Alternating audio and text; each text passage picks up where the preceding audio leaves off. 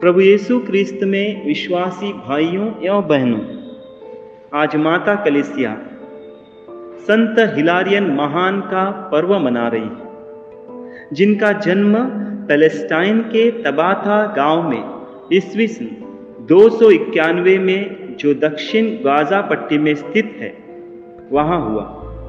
उन्हें कटीली झाड़ियों में खिलता गुलाब भी कहा जाता है, क्योंकि उनके माता पिता गैर ईसाई थे और उन्होंने अपना जीवन एकांतवास में बिताते हुए प्रभु की महिमा का प्रतिबिंब बनना अपने जीवन का लक्ष्य रखा। संत जेरोम के द्वारा हमें इनके बारे में कई रोचक बातें ज्ञात होती हैं।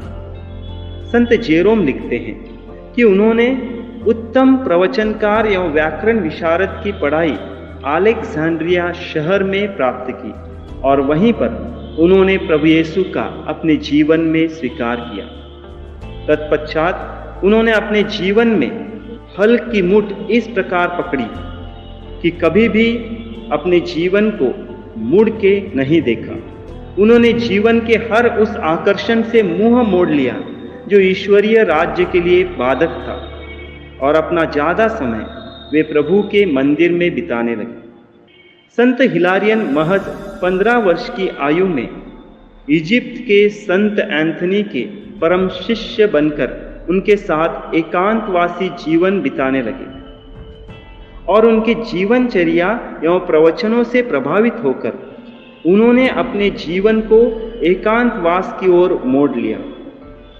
त्याग, तपश्चर्या एवं प्रार्थनामय सादगी का जीवन बिताते हुए वे गाजा पट्टी के कटीली प्रदेश में रहने लगे, जहां पर उन्होंने अपने जीवन में आध्यात्मिक सूखेपन का अनुभव किया।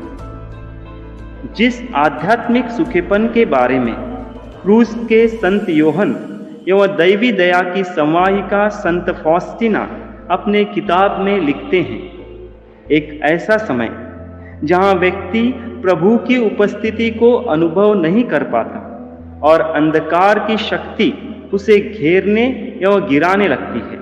वे निराश और प्रलोभन से जूझते रहते हैं। इस महान तपश्चर्या के साथ वे प्रभु के आत्मिकता में गहराई से उतरने लगे और प्रभु उनके द्वारा अपनी महिमा प्रकट कर चिन्ह और चमत्कार दिखाने लगे और वे अपने जीवन के प्रसिद्धि के शिखर पर पहुंचने लगे।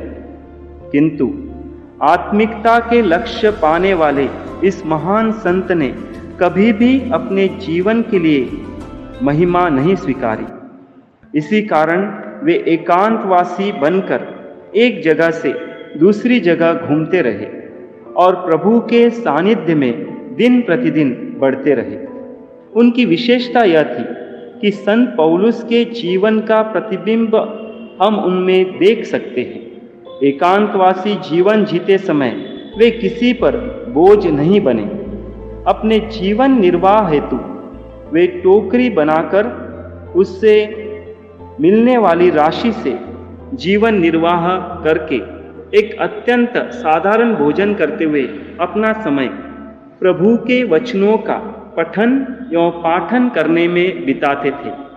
वे 22 साल तक रेगिस्तानी एवं कटीली प्रदेश में रहते हुए एकांतवासी जीवन बिताते रहे और ईस्वी सन 371 में साइप्रस में उन्होंने अपनी इस संसार की जीवन यात्रा समाप्त की।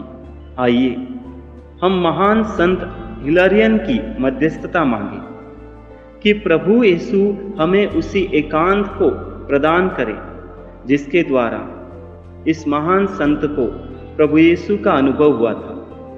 आमीन।